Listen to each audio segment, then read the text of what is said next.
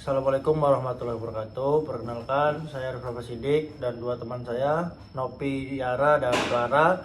Di sini kami akan mempresentasikan tugas kelompok kami dari MK MSDM, yaitu pelatihan dan pengembangan. Yang pertama ada pengertian pengembangan karir.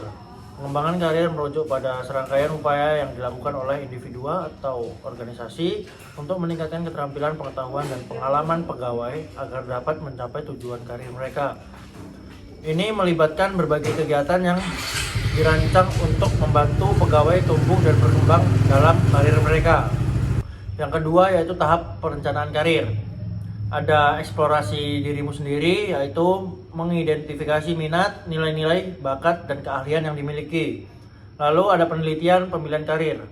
Meneliti berbagai jenis karir, industri, dan pekerjaan yang sesuai dengan minat dan keterampilan Anda.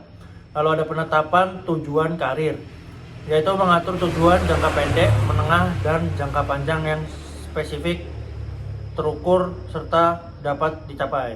Lalu ada pembuatan rencana aksi, mengembangkan rencana konkret untuk mencapai tujuan karir Anda.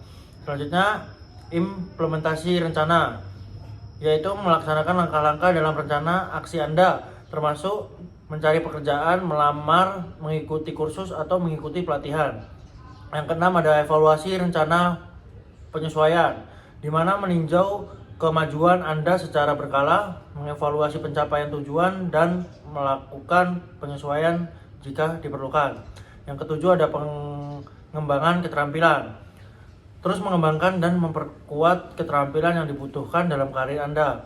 Lalu yang kedelapan ada jaringan dan hubungan, di mana membangun dan memelihara jaringan profesional yang kuat dan dapat membantu Anda mendapatkan peluang karir dan mendapatkan dukungan dalam mencapai tujuan Anda. Yang terakhir ada fleksibilitas dan adaptabilitas, yaitu siap untuk menyesuaikan rencana Anda dengan perubahan dalam pasar kerja, teknologi, dan preferensi pribadi. Lanjut, ada manfaat perencanaan karir yang akan dibacakan oleh Noviara. Manfaat perencanaan karir itu ada 8. Yang pertama, ketetapan tujuan. Perencanaan karir membantu seorang untuk menetapkan tujuan yang jelas dan terukur dalam karir mereka. Terus yang kedua, ada peningkatan kesempatan karir dengan isinya merencanakan langkah-langkah yang diperlukan untuk mencapai tujuan karir. Ketiga, peningkatan kepuasan kerja. Memiliki rencana karir yang jelas membantu seorang merasa lebih percaya diri dan puas dengan pekerjaan mereka. Terus yang keempat, pengembangan keterampilan. Isinya perencanaan karir mendorong seorang untuk terus mengembang keterampilan dan kompetensi yang diperlukan dalam industri atau bidang tertentu. Yang kelima, manajemen resiko. Dengan memikirkan langkah-langkah alternatif dan rencana cadangan dalam perencanaan karir, seorang dapat memitigasi resiko yang terkait dengan perubahan pasar kerja atau perubahan dalam kehidupan pribadi. Terus yang keenam, keseimbangan kehidupan kerja. Perencanaan karir yang baik juga kemungkinan seorang untuk mencapai keseimbangan yang sehat antara kehidupan kerja dan kehidupan pribadi. Terus yang ketujuh, peningkatan penghasilan. Melalui perencanaan karir yang efektif, seseorang dapat mencapai kemajuan dalam karir mereka, yang seringkali berarti peluang untuk mendapatkan gaji yang lebih dan manfaat tambahan lainnya. Yang terakhir, kemandirian. Perencanaan karir mengajarkan seorang untuk mengambil tanggung jawab atas pengembangan dan kemajuan mereka sendiri. Selanjutnya akan dilanjutkan oleh Pilihan ya. Selanjutnya ada pilihan pengembangan karir. Yang pertama ada pendidikan lanjutan, yaitu mengambil kursus, gelar, atau sertifikat tambahan. Dapat membantu meningkatkan keterampilan dan pengetahuan dalam bidang tertentu. Yang kedua ada pelatihan keterampilan. Mendaftar dalam program pelatihan keterampilan khusus dapat membantu meningkatkan kompetensi yang diperlukan dalam industri tertentu. Yang ketiga ada mentor atau pembimbingan. Mendapatkan mentor atau pembimbing yang berpengalaman dalam bidang yang diminati dapat memberikan wawasan, arahan, dan dukungan yang berharga dalam pengembangan karir seseorang. Yang keempat ada rotasi pekerjaan. Mencoba berbagai peran atau tugas di dalam organisasi atau industri yang dapat membantu memperluas pengalaman dan pemahaman seseorang tentang berbagai aspek pekerjaan. Yang kelima ada jaringan profesional.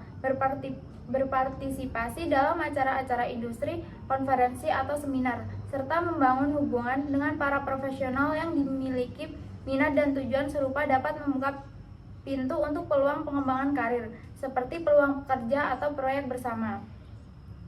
Yang keenam, ada proyek khusus. Mengambil bagian dalam proyek-proyek khusus atau inisiatif di tempat kerja yang menantang dapat membantu seseorang mengembangkan keterampilan baru dan memperluas jaringan profesional mereka.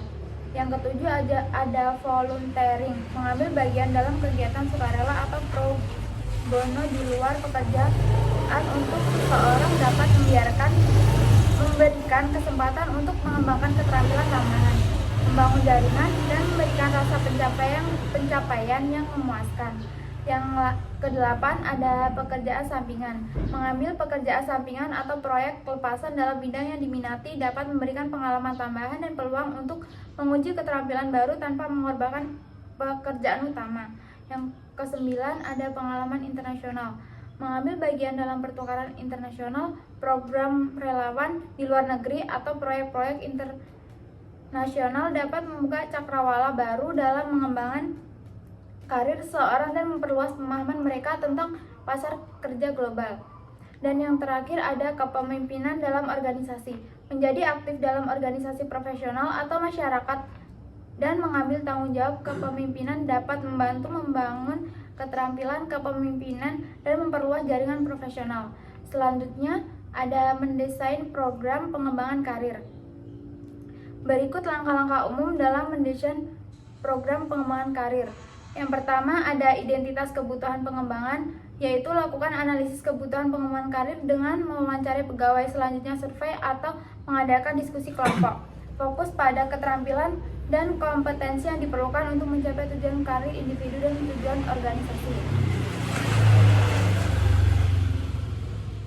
Jadi kesimpulannya, yaitu pelatihan dan pengembangan sumber daya manusia merupakan komponen penting dalam strategi pengolahan SDM yang bertujuan untuk meningkatkan kompetensi, produktivitas, dan kinerja karyawan. Program pelatihan yang terencana dan terarah tidak hanya berdampak pada peningkatan kemampuan individu, tetapi juga pada pencapaian tujuan organisasi secara keseluruhan. Melalui proses evaluasi pelatihan yang sistematis, baik dari segi reaksi peserta, hasil pembelajaran, perubahan perilaku, hingga dampak terhadap organisasi perusahaan, dapat menilai efektivitas dan efisiensi pelaksanaan pelatihan. Evaluasi ini sangat penting untuk memastikan bahwa pelatihan dan yang diberikan benar-benar relevan, tepat sasaran, dan memberikan nilai tambahan. Mungkin demikian presentasi dari kelompok kami, kelompok 4. Kami ucapkan terima kasih, kami akhiri. Wassalamualaikum warahmatullahi wabarakatuh.